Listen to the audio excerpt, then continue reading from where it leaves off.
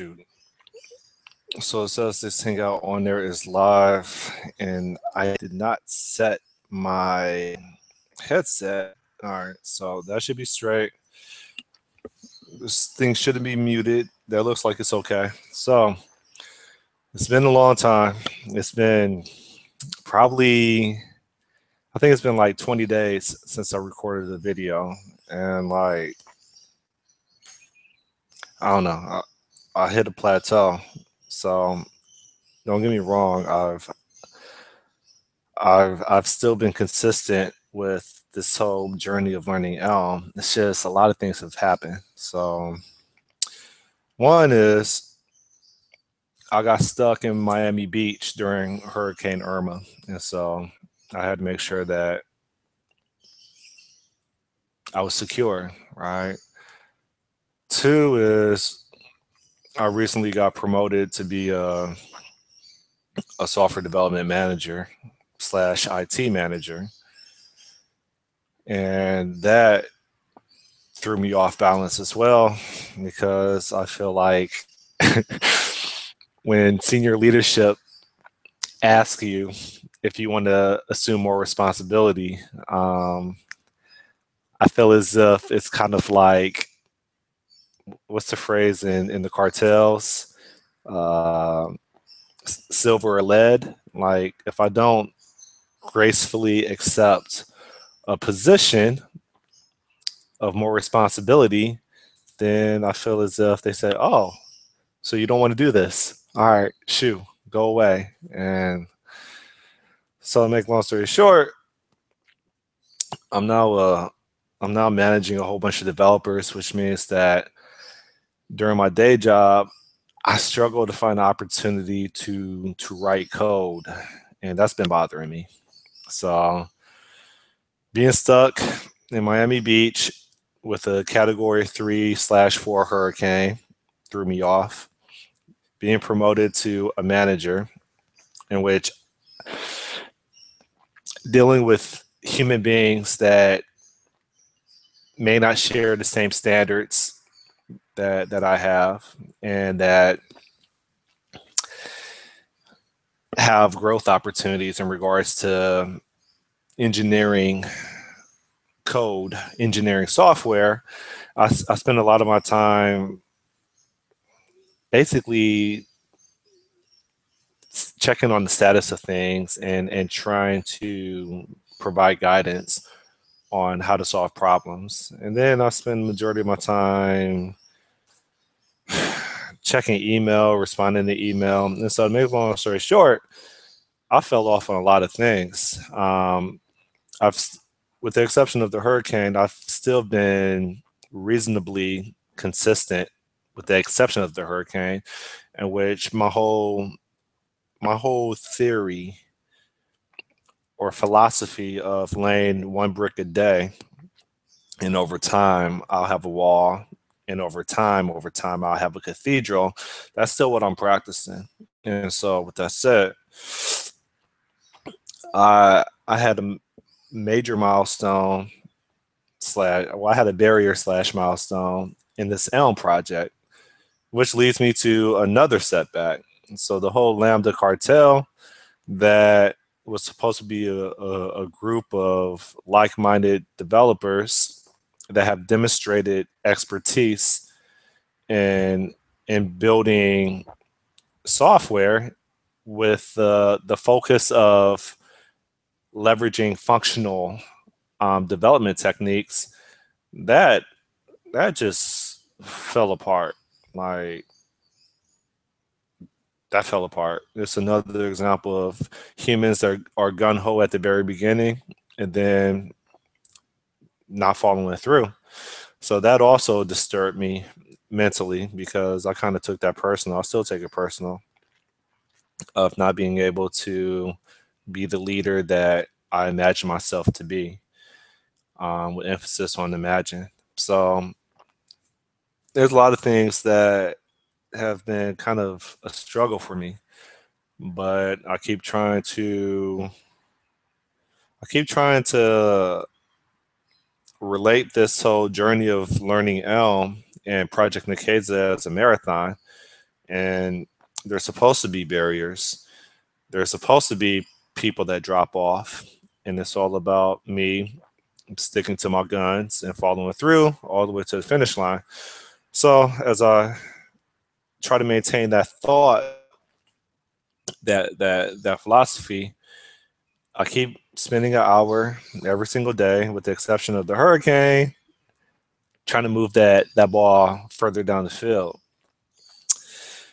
And that leads me to an architectural issue that I had, where if you look at the past videos that I've had this architecture where you can run Nikeza in isolation, meaning it doesn't rely on external systems.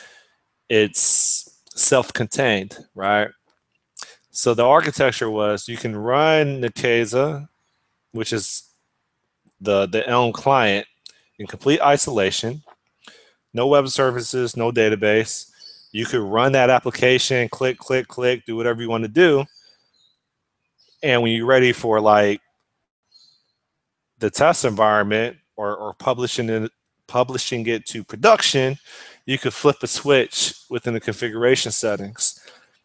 And now it connects to web services, and it connects to whatever external systems that it needs to connect to.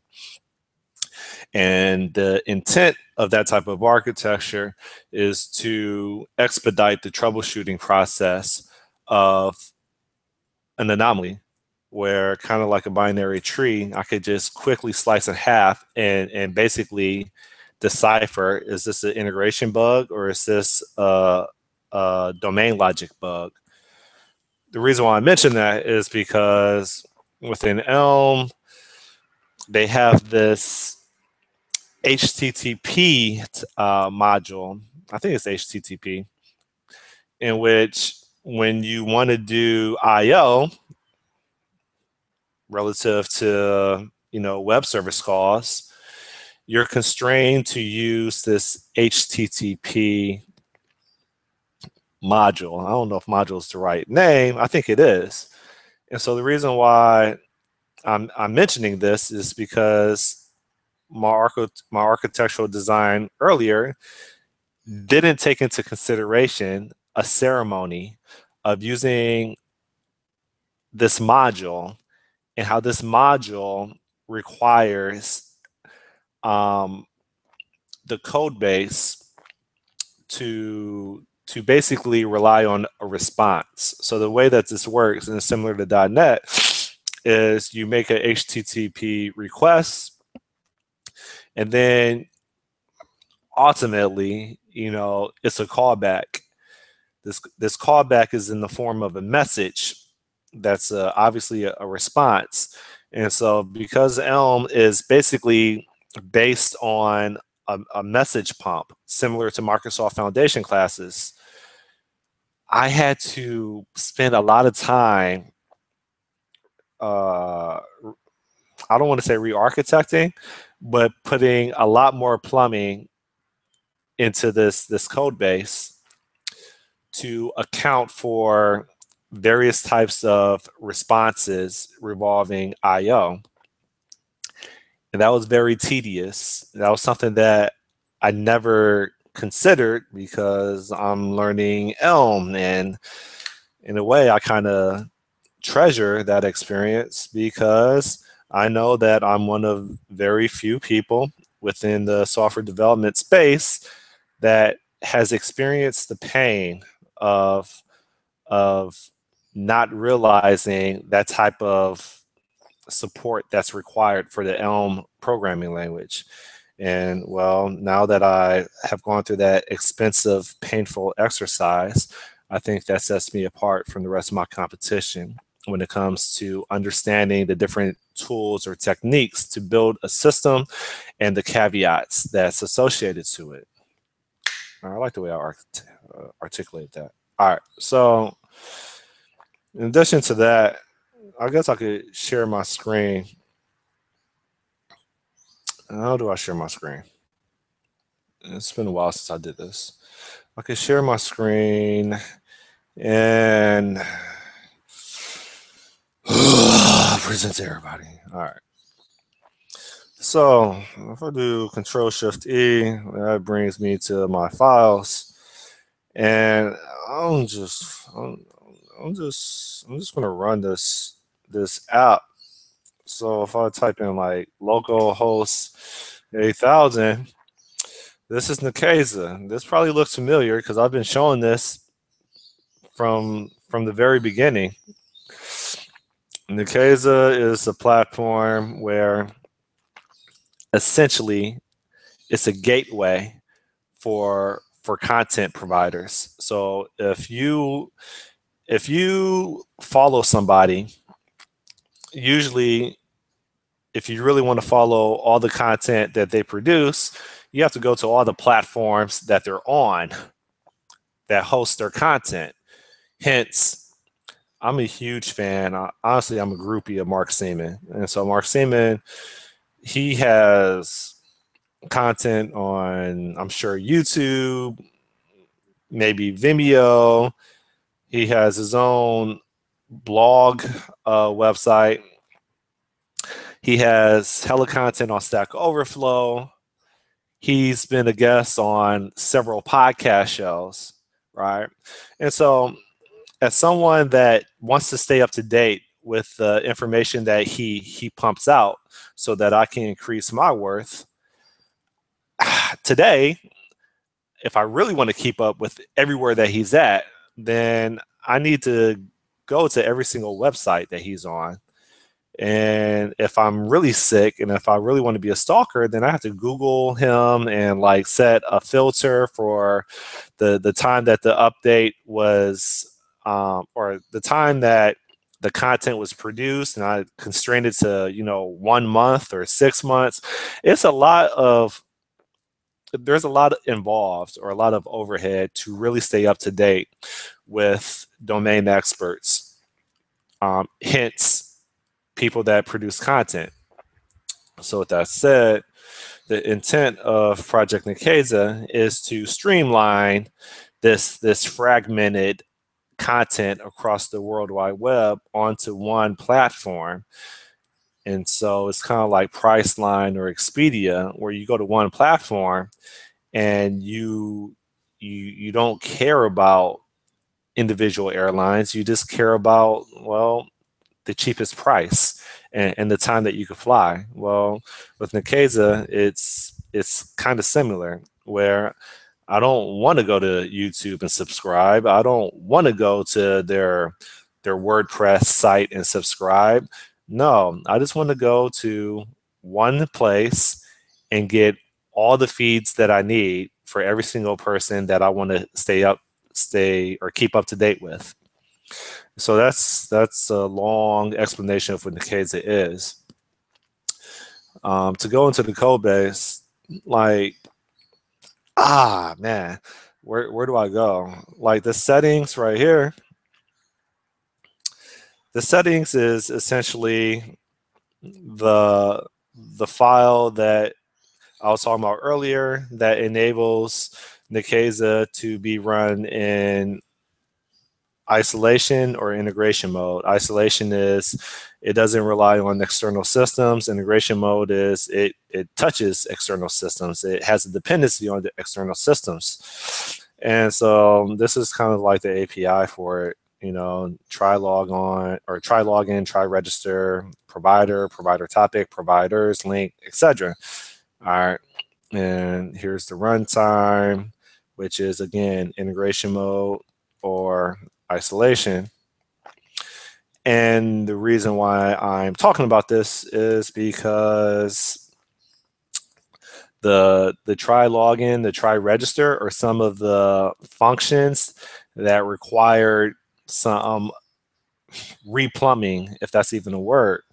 And so what I mean by that is if we look at this try login, try register, well, they're really of type login function, register function, okay? And if we drill into that, we see this we use a result type And that stems from, I believe, the maybe type of maybe you have a, no, how does this work? No, I'm confusing things. The result type, if I drilled into that, I thought is okay and error. Okay, and you provide whatever payload or result that the caller can operate on, or error is your request was not satisfied.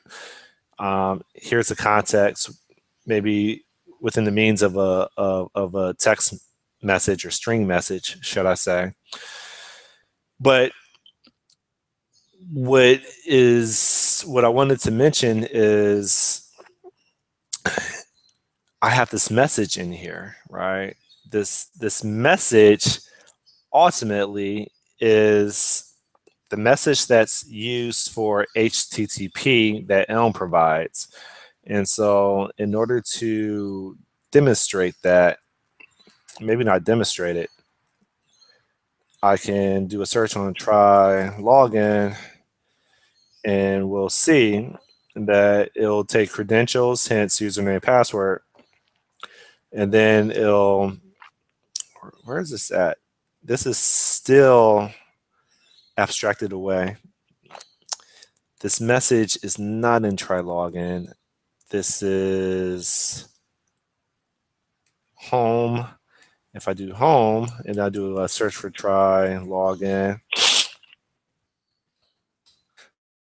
I'm gonna find it somewhere. Hold up, come here.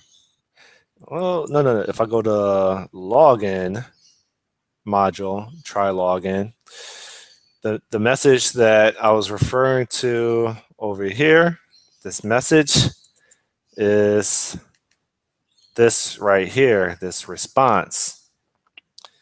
This response is a message type that operates on this HTTP module's error. Okay. This is kind of hard for me to articulate because I'm learning Elm, and so I'm not, I don't know, even though I've debugged the hell out of this for the past like 2 weeks, I'm still not confident in my understanding of how all this stuff works. So that's why I'm kind of babbling or whatever. But this response message is going to return a result of okay or error. And if it's okay, it's going to provide this JSON provider. If it's an error, it's going to actually provide it within the form of an HTTP dot error. Usually, an error, when we see this type result, can be a string, and then we just provide a string message like failed to do XYZ, failed to get XYZ. But in this case, we use the HTTP error because I feel as if I was constrained to. And so what do I mean by that? Well, okay. If I go to my home.elm page, we'll see additional messages. Where are you at? Where are you at? Which is, if I say, let me see if I could do this. There should be on login. Go here on login, and we'll see that how's this work? We'll call our login module dot update, and we'll pass in a login message. Okay, and ultimately a response gets generated in which we want to see if that response, which I mentioned earlier, is okay or if it's an error.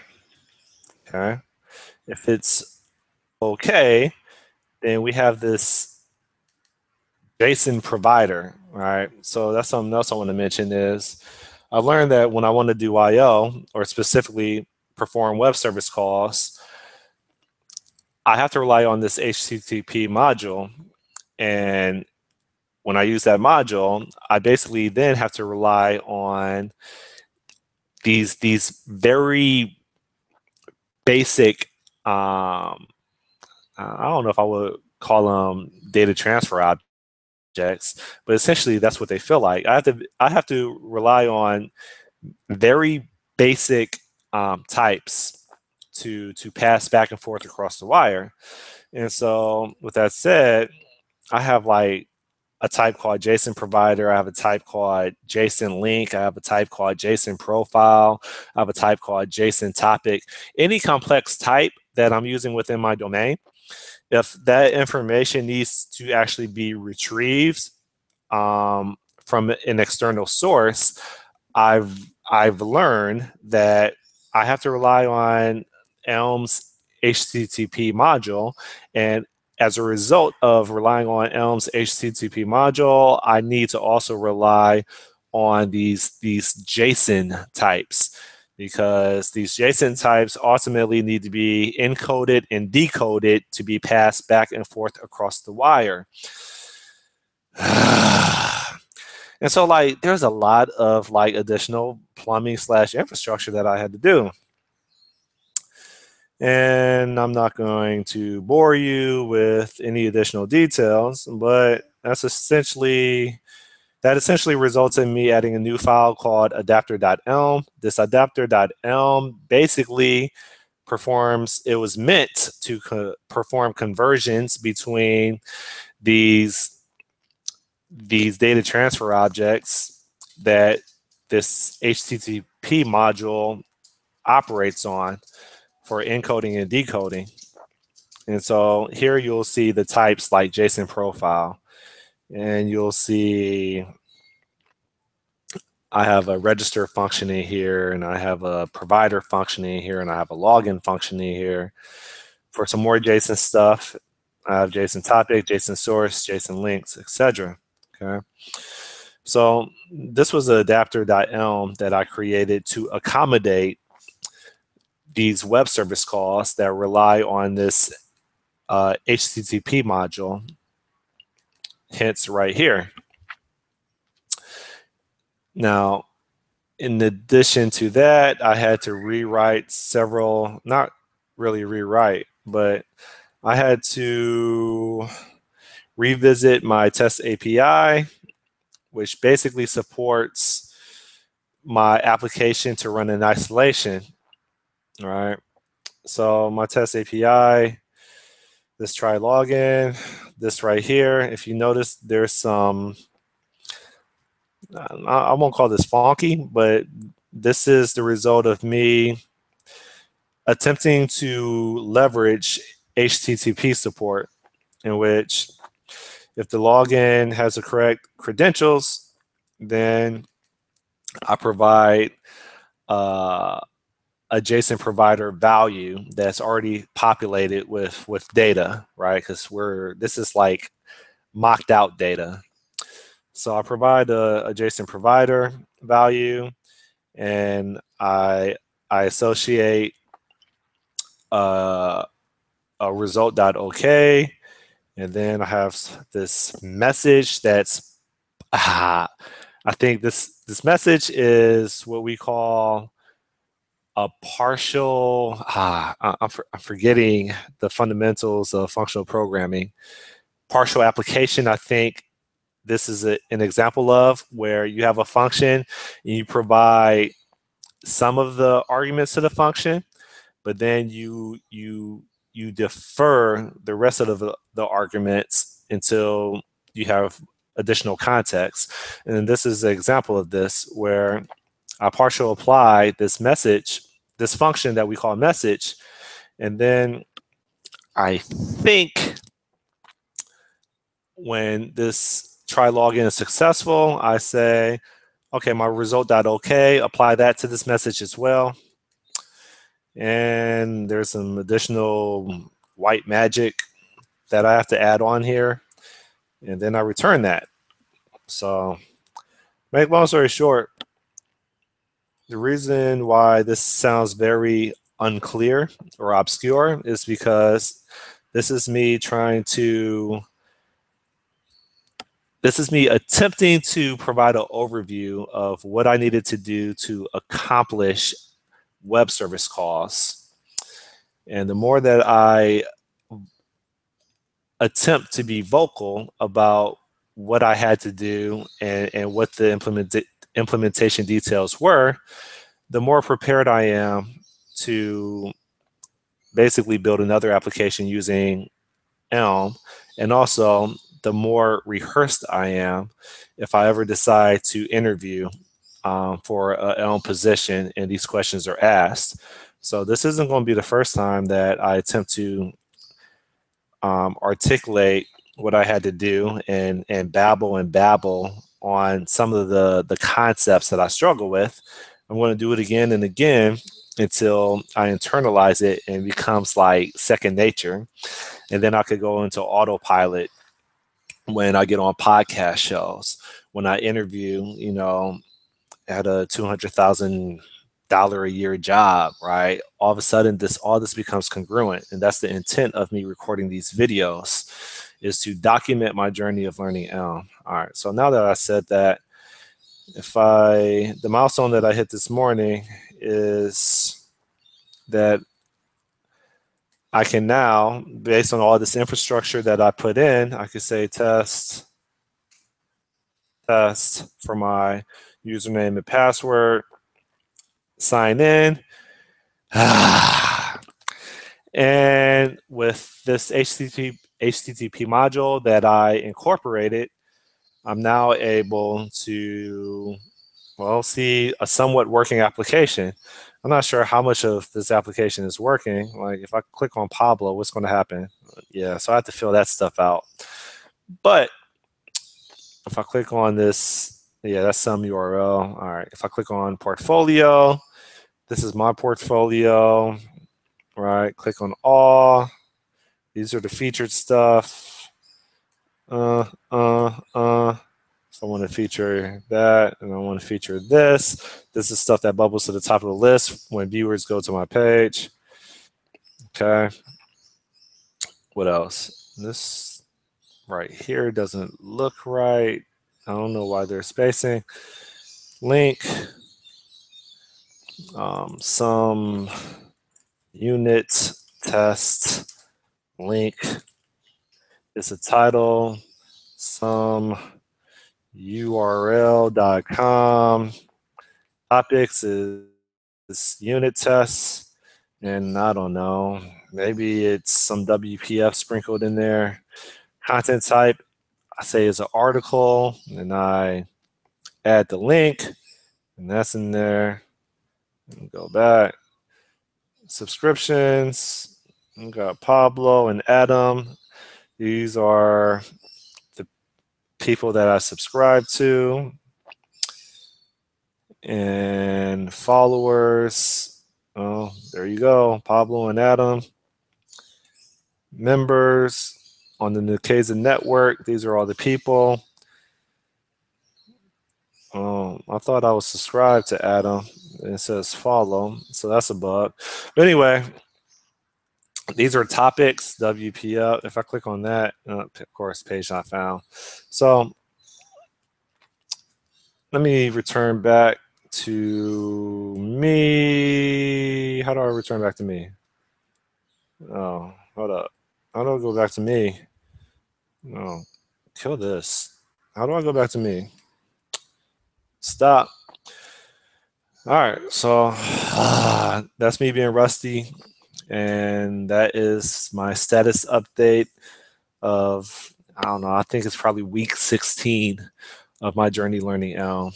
And I provide the context of what's been happening since I first started this journey, and some things that I learned, some challenges or obstacles that I had to push through, and that's it.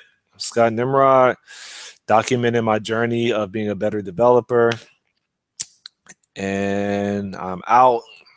Whatever. This video is what it is. Peace.